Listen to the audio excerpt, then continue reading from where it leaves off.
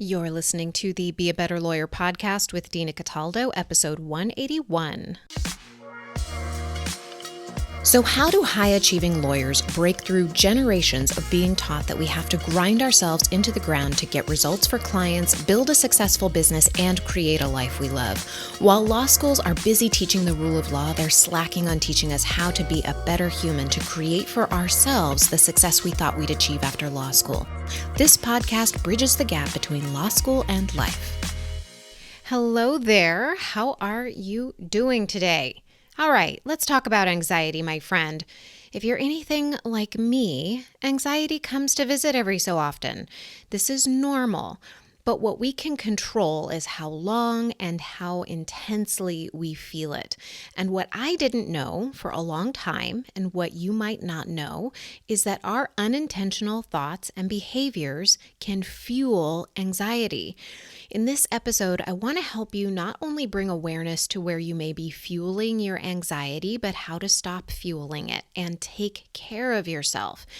Anxiety itself is not a problem once you learn how to handle it, but what can be a problem is how it can inhibit our performance, how it can prevent us from going after goals. That means we might find ourselves procrastinating on going after what we want or doing a lot of work, but it's not necessarily the most important work that needs to get prioritized. And if you're anything like me, that's your default, is work and work hard. Now, before I go any further, I want to give a little disclaimer. This episode is designed for high-functioning lawyers who may feel anxiety throughout the day while you're working, but you're getting things done. If you have anxiety that keeps you in bed and interferes with relationships, talk to a medical professional. But even if you take medications for anxiety, try what is in this episode and see if it doesn't work to help you feel better. I'm betting it will. It definitely is not going to hurt you. Most people are incredibly kind to other people and neglect themselves. When a friend is in pain or discomfort, we'll reach out, ask them how they're doing, and ask them if they need anything. And if you're honest with yourself, do you do that for yourself? Are you your own best friend? Nothing changed for me until I started being a better friend to myself, and I'm going to share with you how to do that for you. Before diving in, I want to invite you to download my calendar masterclass for lawyers. Anxiety is something that impacts how we show up for ourselves every single day. And if we want to change that, this masterclass is the perfect way to get started. And a big part of learning to take care of ourselves better, learning to alleviate the anxiety, is starting to really look at where we're giving ourselves time. Are we putting ourselves first? And I'm betting if you're writing a to-do list for yourself at the beginning of the week, you're not including the things that you want for yourselves, like going to the gym, like having a cup of coffee in the morning, like journaling, like going for a walk. Do you put those things on your calendar? And one of the strategies I teach in this masterclass is to put yourself on the calendar first and then fill everything else in. Usually we put ourselves very last. We give ourselves the scraps. If there's any space left, we'll just fill ourselves in there, and then we don't get around with it. We end up skipping it to work. That's why this is so important that you show up for yourself. Go to dinacataldo.com/calendar masterclass, and I will show you exactly how to get started. Okay, so as I was prepping this episode, I thought about my own experience with anxiety. So I want to share that with you first so you have some context for where I'm coming from.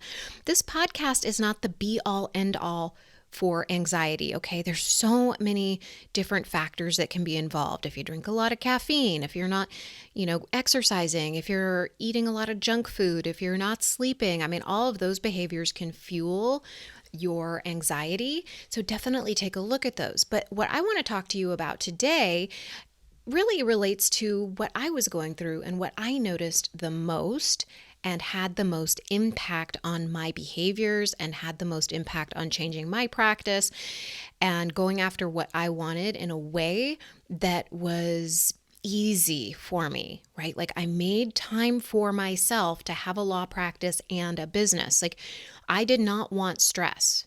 Okay. I was really actively looking for ways to alleviate that feeling of stress and anxiety in my body because I didn't want it. And it was because I was diagnosed with breast cancer.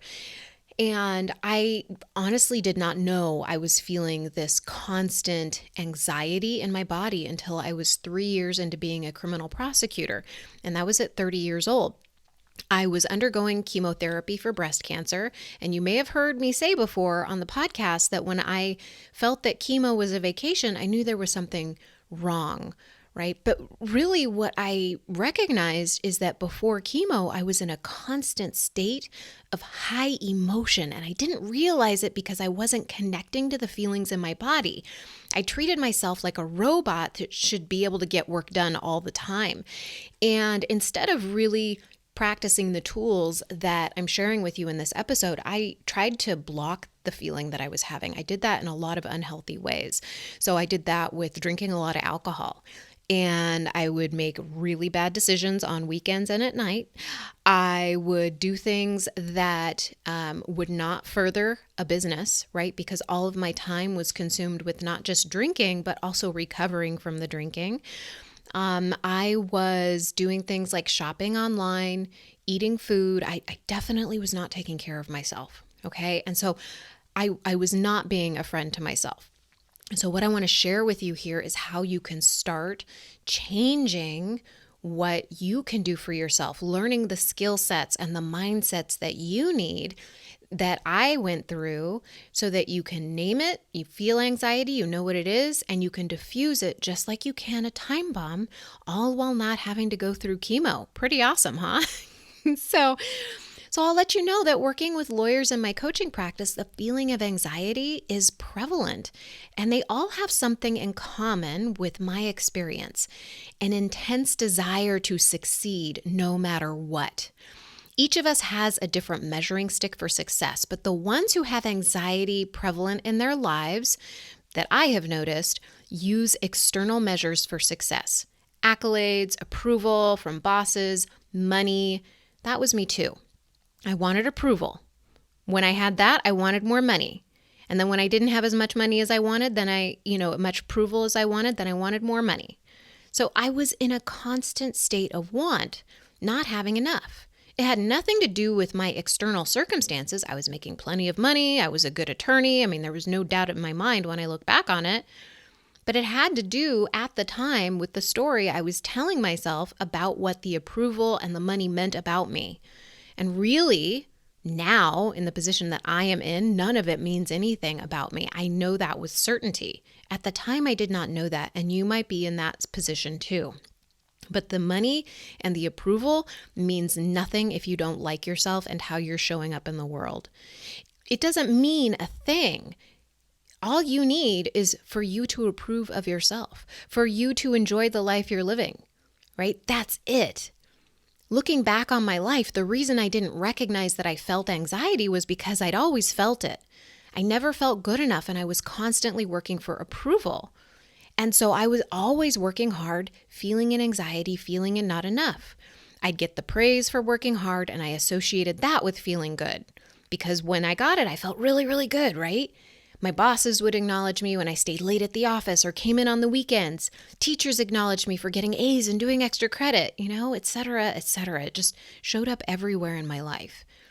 The flip side of that is that I wasn't fueling my work with my own self-approval. I wasn't fueling my life with my own self-approval.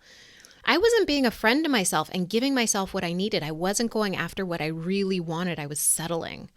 So some of the work I do with my clients is deprogramming the external acknowledgments as a sign of quote unquote enough and helping them get clear on what they want and how they can be a friend to themselves along the way to achieving it. You don't have to burn out going after goals. As it turns out, you can work really hard and actually love the work that you're doing. I use the word deprogramming because we don't notice that it becomes like a central feature of our brain.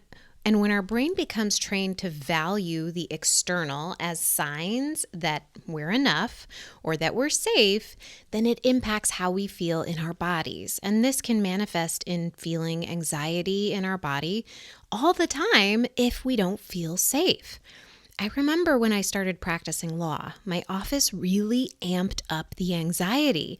Some supervisors did it on purpose to weed out people who couldn't, quote unquote, handle the pressure, instead of teaching new attorneys how to handle their emotions when conducting a trial or dealing with really heavy caseloads.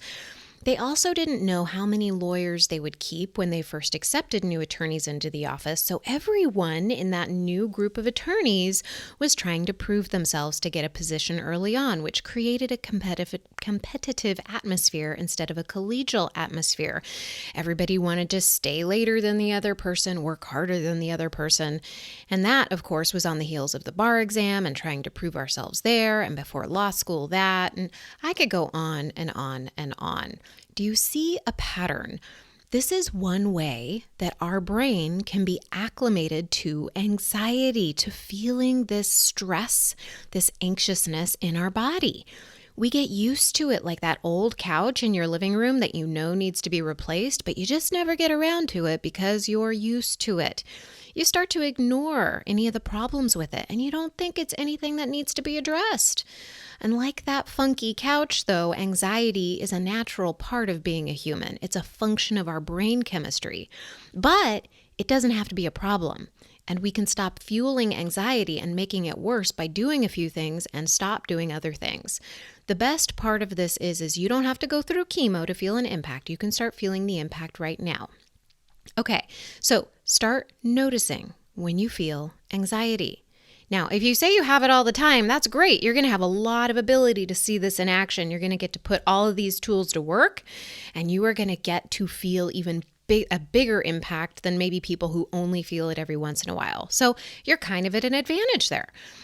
I had no idea what I was feeling, so you're already ahead of where I was if you know you feel anxious. You may have external signs of anxiety, though, like chewing your nails, rubbing your hands, snacking when you're not hungry. Maybe you drink excessively. That was one of the things that I did. Like those things might key you into when your body is feeling a bit anxious. So just notice those and see when you are doing those things. Like when do you find yourself doing them the most? Is it after a big project that you've done? Is it right before a big project? Is it when you're writing your to-do list? Just kind of notice what's happening there. A few places you might see anxiety come up the most for you, though, are these areas. Times when you ruminate about the future, even if those things probably won't even come to pass, you just ruminate. You just think about them over and over again, and they prevent you from getting started on anything because you're just stuck in worrying and what-ifing and worst-case scenarioing your way into your day. Like that's what you're doing. So just notice if you're thinking about a project and instead of starting on the project or working on something in the project, you are just worrying about what could happen, not on the work that's right in front of you. You might also notice anxiety come up when you feel out of control. Or anytime you don't feel safe. So a lot of people have had a lot of anxiety when the pandemic hit, right? Because there was a lot of news that fueled this feeling of not being safe. Anxiety is a natural function of our nervous system, and it's okay to feel anxiety. There's nothing wrong with you if you feel it, okay?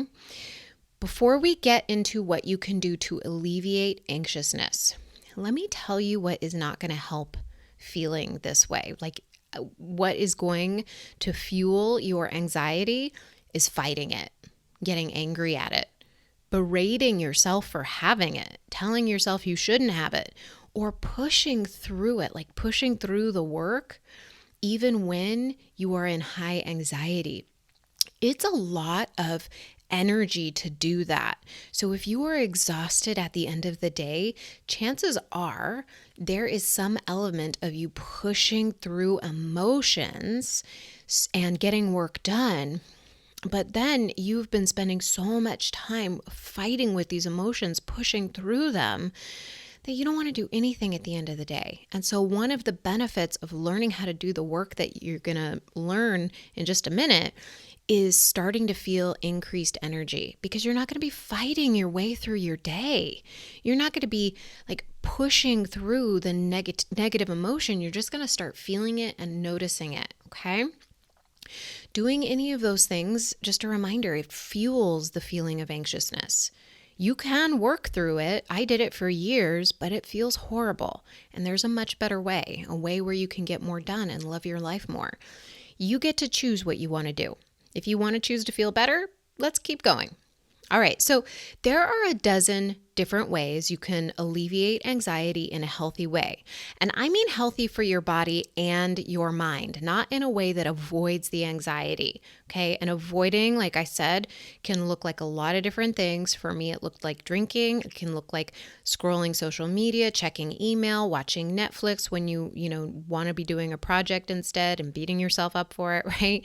It can look like shopping online. It can look like overeating. It could be all of those things. So when you first notice that you're feeling anxious, there's a few things I want you to notice in your body. And this is where the attention is really important, because usually we're not paying much attention to how we feel. And even me, like, it's a practice. Like, I am continually bringing my attention to my body and how it feels. Does it feel anxious? Does it feel calm? Do I feel relaxed? Do I feel, what do I feel? Like, I'm asking myself these things. What am I feeling in my body? I ask myself those things. The reason I do that is because our bodies are a compass. And I've talked about this concept before, but when we make decisions in an orientation, in a feeling that is not really beneficial, let's say guilt or lack, any of those mentalities, right? When we're in those states of mind and we have that feeling in our body, we're not going to make the best decisions for our life. So I'm constantly reconnecting with myself, okay? And that's a practice. When you're doing this practice for this particular purpose, ask yourself, where do you feel anxiety in your body? Is it your shoulders, your temple, jawline, sternum, stomach? Are you taking deep or shallow breaths? To notice these things, you're going to need to pause what you're doing for a minute. And I know you have things to do, but this is important. When you do this work, you're going to notice yourself become more efficient and do less scrolling on social media and checking email and going to the fridge for a snack. All those activities are ways we use to numb the anxiety, and the side effect is wasting time towards your goals. Closing your eyes is really helpful for this because it calms our senses. Focusing the attention on our body gets our brain focused, okay? So scan your body. Describe the feelings to yourself that you have in your body. So for instance, when I feel anxious, I feel a buzzing on my skin and a pressure around my shoulders and my chest, like almost like there's something wrapped around the top part of my chest. If it were a color, what color would it be, right? Like, what does it look like to you? Is it brown? Is it red? Like, you get to describe it and get as specific as possible. This is getting your brain out of the thoughts creating the anxiety and getting you into your body. So once you notice how your body feels, you've created connection with yourself and you've calmed down the mind just a bit. So just sit there. You're going to become really friendly with this feeling in just a moment, but at first just notice and be okay sitting with it.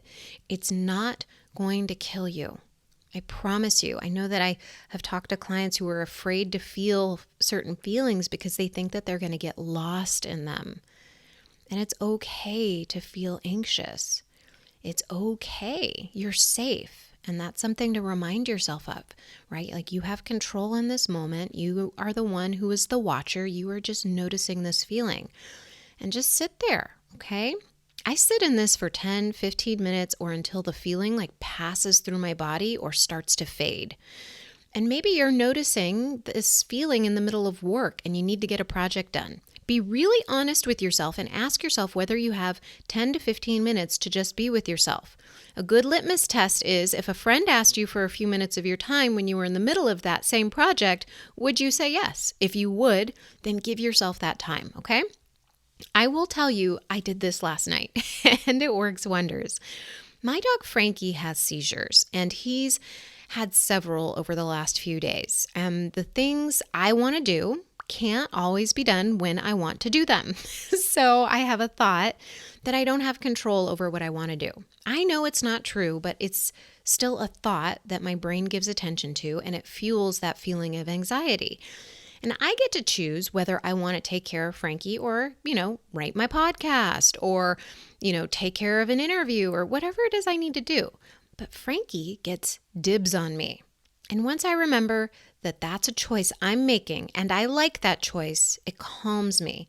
It takes me out of victim mentality where I don't have control and places me back in the driver's seat. Another thing I do is I ask myself what I need. It seems really simple, right? It's something that we do for a friend, but we don't often do it for ourselves. So when I coach my clients, they've usually never stopped to ask themselves what they need. They're concerned with what others need, and they get the scraps, if there are any, that are left over. Now, if we take moments to connect with ourselves through the day and ask ourselves how we feel, we'll find that our days can go much more smoothly if we just look at these feelings instead of trying to push them away. When you ask yourself what you need, listen. Maybe you need a nap. Maybe you need a day off. Maybe you need 15 minutes with the door shut, a do not disturb sign up, and a cup of coffee sitting quietly with your eyes closed. Only you know what you need. You have 100% permission to take care of yourself. Another thing I do when I know I'm having a fear or I'm about to make a decision and I can see that my brain is not in abundance and I want to feel abundant, I remind myself that I'm safe, that everything's going to be okay. So remember when I talked about the compass, right? If we're in lack mentality, for instance, we're not going to make the best decisions for our finances. If we're in abundance, we are going to be making the best decisions for ourselves.